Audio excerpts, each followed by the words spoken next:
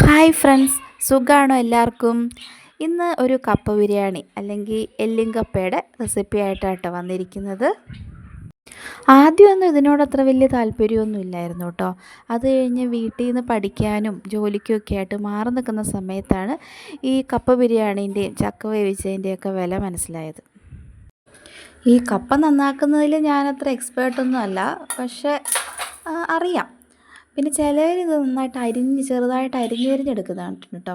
പക്ഷേ എനിക്കിതാണ് ഈസി ആയിട്ട് തോന്നിയിട്ടുള്ളത്.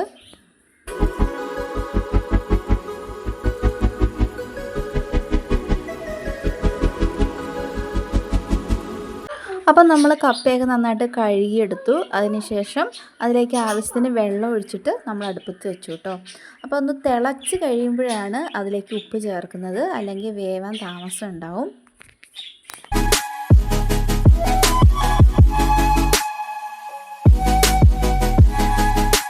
നന്നായി വെന്തതിന് ശേഷം വെള്ളം ഊറ്റിക്കളയണം.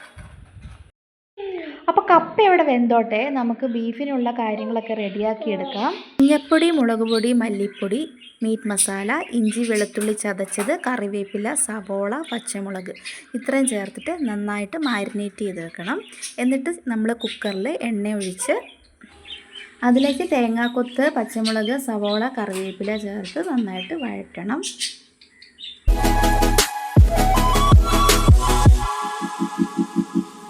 ഇനി പൊടികളായ മഞ്ഞൾപ്പൊടി, മുളക് പൊടി, മല്ലിപ്പൊടി, മീറ്റ് മസാല, കുരുമുളക് പൊടി, പിന്നെ ഗരം മസാല ഇത്രയും ചേർത്തിട്ട് നന്നായിട്ട് മിക്സ് ചെയ്യണം.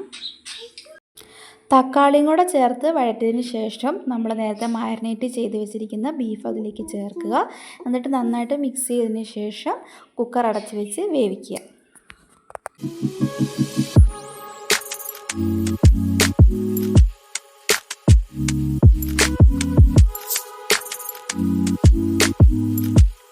അപ്പോൾ നമ്മുടെ ബീഫ് ഇവിടെ റെഡി ആയിട്ടുണ്ട്. അതിലേക്ക് കപ്പ വേവിച്ച് വെച്ചതും കൂടെ ചേർക്കുക. എന്നിട്ട് നന്നായിട്ട് മിക്സ് ചെയ്യുക. അപ്പോൾ അത്രയേ ഉള്ളൂ. ഈസി അല്ലേ ഉണ്ടാക്കാൻ?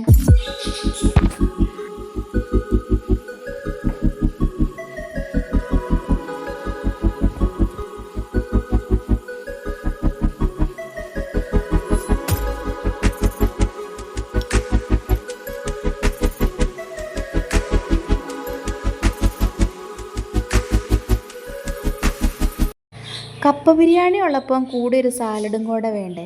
സാലഡിന് തൈര്, സവോള, കുക്കുംബർ, പച്ചമുളക്, കറിവേപ്പില, പിന്നെ ഉപ്പ് ഇത്ര ചേർത്ത് നന്നായിട്ട് മിക്സ് ചെയ്തുണ്ടാക്കിയതാണ്. അപ്പോൾ അത്രയേ ഉള്ളൂ. അടുത്ത വീഡിയോ കാണാം. ബൈ.